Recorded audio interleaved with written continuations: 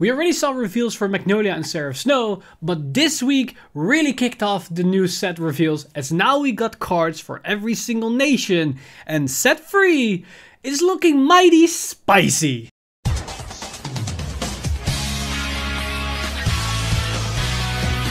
Stand up!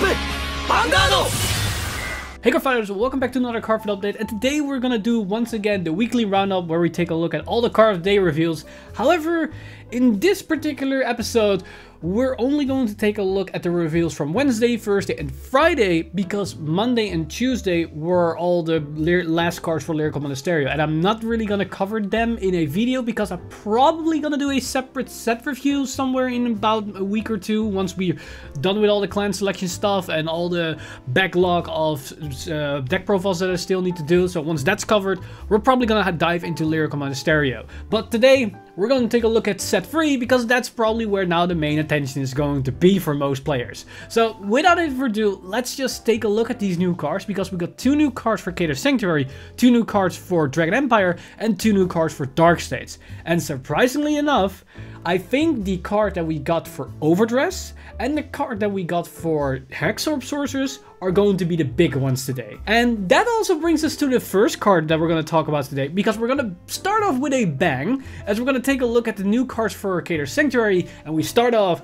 with the one for Hexaorb Sorceress, which is this normal order, grade 3 order, Wish of Tomorrow. And this order has the effect: play this with cost, counter blast 1 and soul blast 1, reveal a critical or a front trigger from your hand. If your opponent's Vanguard is a grade 3 or greater, draw 1 and put the card revealed for this card's cost on the top of your deck. Now, if that might sound familiar, that's because this is basically Hexaorb Sorcerer's Persona Red skill in an order form. Which is kind of ridiculous, because now you give this effect to any variant of Cater Sanctuary. Also, budget decks can potentially play around with this, which is great. Now, you can immediately suspect that this could buff Bastion, because it's yet another grade 3, which then synergizes with Bastion. But I want to immediately hold a damper on that thought, because I don't really think this is going to work in Bastion all too much. Because the problem with this is that this is yet another order which doesn't give a body onto the board, and what's the point of actually putting a trigger on top of your deck? This order card, when you take it as face value, doesn't generate any value.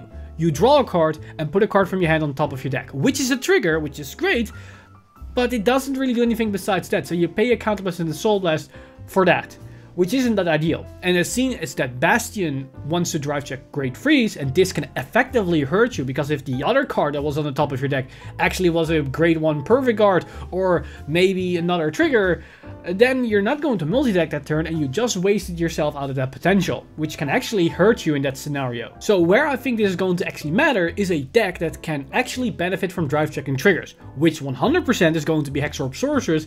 And the great thing about Hexaorb Sorceress, you can now combine this with the Persona Ride skill itself and stack 3 triggers on the top of your deck, which is kind of nutty if you can set up the right circumstances, because you can use a check the top 2 card effect, then put the non-trigger on the top of your deck and the trigger beneath it, then you use this order card to draw the non-trigger, then stack a crit or a front on the top, and then use your Persona Ride ability to stack another crit on top or a front, and then get that extra drive check, which means you have now triple drive with all 3 drive checks hitting a trigger. And that can mean you're going to generate a lot of power and a lot of value onto the board, which is kind of insane. And if we combine this with Hexaorb Sorceress, you can actually break through an over trigger guard shield, because you're already going to hit 3 triggers, which is 30k power. But if we put a booster behind the Vanguard, we can actually put the additional 10k power on the booster behind it. Because the interesting thing here is that if you increase the power of the booster, this power would then be transferred to the actual attack itself. So now suddenly every single trigger will actually increase your Vanguard attack for 20k power, which means it's an increase of 60k, and 60k is more than the 50k shield of an over trigger, which means it's either a PG or GG situation, or they have to waste a lot of shield besides just the over trigger itself, which is kind of insane, because in that scenario you can just stack all the power and trigger on another attack, and that means they just wasted all that shield and they now have to waste it again, because if they haven't access to a PG, it's literally PG or GG at that point. So I like this order quite a lot, and I think it can definitely help to upgrade the Hexaorb Sorceress deck, because this can definitely be a blowout card. But at the same time, it can also be just a consistent engine, because this also means you're less reliant on actually hitting your Persona Ride targets, because you can also have discard to have somewhat the same value as the Persona Ride skill provides, which is actually really good. Now the second card that we've got for Kato Sanctuary is yet another grade 3, which is Governor's Shield Felicida, and it has the ability Act on Trigger Circle. If your Persona rode during this turn, cost counter +2, retire this unit, and until the end of the turn, one of your grade 3 units get drive +1. I personally don't like this card. Yes, it can potentially work in Bastion. It also synergizes with Hexaorb Sorceress to some extent, even Phantom Blast or Dragon, because it retires itself. But the problem is, it doesn't really generate a lot of value, and a counter +2 is way too much. You use this unit to get a drive check, which is basically a cycle to some extent. Yes, a drive check gives a bit more value, because if you hit a trigger, you get the value of the trigger. But you also need to pay 2 counterblast, and there's no way in my mind that that's equal trade. So this is probably going to be a budget option, and even in a budget option, I don't really think it's going to be all that useful, unless we're going to see more cards that synergize with this effect, but I am very doubtful. Now, when the Kato Sanctuary cards discuss, we can take a look at Dark States, but sadly, the Dark States card that we got right now aren't looking all too promising. But maybe there will be some hidden synergies that we don't know just yet, because we also have this new ride line we have to take into account, so maybe there's more to it than just meets the eye. Because first off, we've got this grade 2, which is Piercing Assistant, and she has the effect Auto Rigor Circle once a turn. When you soul charge by your own card effect, if you Persona rode this turn, cost counter +1, draw a card. Counter +1, draw a card is fine, but this restriction is kind of ridiculous, so I don't really like this a lot. And maybe it can work, but I think there are way better cards out there that can actually give you the value that this card generates, and it's also a bit quicker. So yeah, maybe there's something to it, but I'm not too hopeful. Now, another card that might be somewhat useful, but it comes down to how the rest of the support is going to pan out, is this new grade 1 Blitz Order, Expression of Unique Abilities and the Pressure of Gravity. And this Blitz Order's effect is, if you have 4 or more cards in your soul charge 1, choose one of your opponent's attacking Vanguards, and until the end of the battle, it gets power -5k. So this can only be used on a Vanguard attack, which is kind of annoying, but it's effectively 5k shield that generates a soul. That could be useful, depending on the scenario. I don't really think it's going to be useful for Bruce, because Bruce is usually not in the scenario where you have 4 soul at the end of your turn. It's the exact same scenario where we had the problem with the Blitz Order 15k shield. But I can definitely see this potentially work in Baron Magnus, because usually most of Baron Magnus' soldier skills force you to lose card advantage. And at the very least, this is shield. So maybe this can be useful, but I'm not so sure if this is actually going to be the case. Now that said, we have this new ride line that we need to take into account. Maybe that new grade 3 has an effect where if you soul charge it gains power or something, but we have to wait and see what that's going to do. But the somewhat disappointing Dark States card out of the way, we're going to talk about some Dragon Empire cards, and these are new some Overdress cards, and oh boy, I am very excited about these reveals. So first off, we got this grade 2, which might or might not actually matter, but it's an interesting thing that we can work around, which is Blaze Club Monk Shakne. And Shakne has the effect Auto Rigor Circle. When your grade 0 rearguard attacks, cost counter +1, retire this unit, and until the end of the battle, the attacking unit gets power +10k. So this is once again Trickstar support, or at least the grade 0 engine that we've seen with Overdress and Dragon Empire in the latest set. Now, is this going to be good? I'm not so sure, because a counter +1 and losing this card to just get 10k power to your Trickster doesn't feel all too great. We have the grade 1 that just gains 5k power if she boosted Trickster, which to me is a bit better.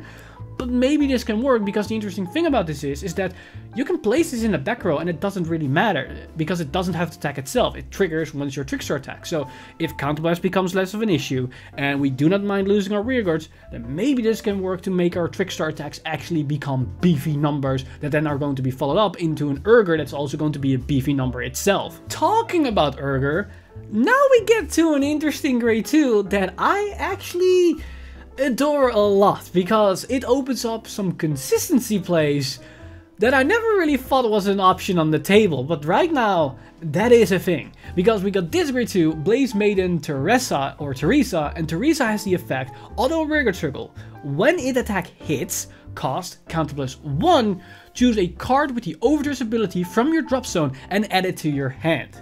Yes, we're getting consistency tools for the Overdress mechanic itself, besides drawing a buttload of cards, or just fetching those overdress cards from the deck with the right line. This is actually really good, because in most scenarios you can just say, oh, it can get your Erger, your Valiente, or there's your normal Vairina, or maybe the new Vairina Ex Capelte, or Ex Celavente, or whatever its name is. But what I think is actually more interesting, but it depends on the new Vairina, maybe that will actually make a better synergy. But right now, I like the synergy this card has with Erger, because what you effectively can do, this can be your first attack if you have no Erger in hand, but you have a Trickster on the board, and that's all you can do. If your opponent isn't aware of this, and they let this attack hit, and you have an Erger in your drop, you can get the Erger from the drop to your hand, and now you can attack with Trickster and multi-attack with Erger on top of it. And because the Erger counter charges, you basically refund the cost of this effect. And that then basically translates to getting an Erger for free to your hand. That does not sound all too bad, because that means next turn you can intercept with that Erger, which has increased shield value, and then following turn you can basically do the thing over again if your opponent allows the attack to hit. And what's even more important, this skill doesn't specify hits Vanguard. It can hit into rear guards, so there can be scenarios where you can just force your opponent to just take the beating and just gain value turn after turn after turn after turn.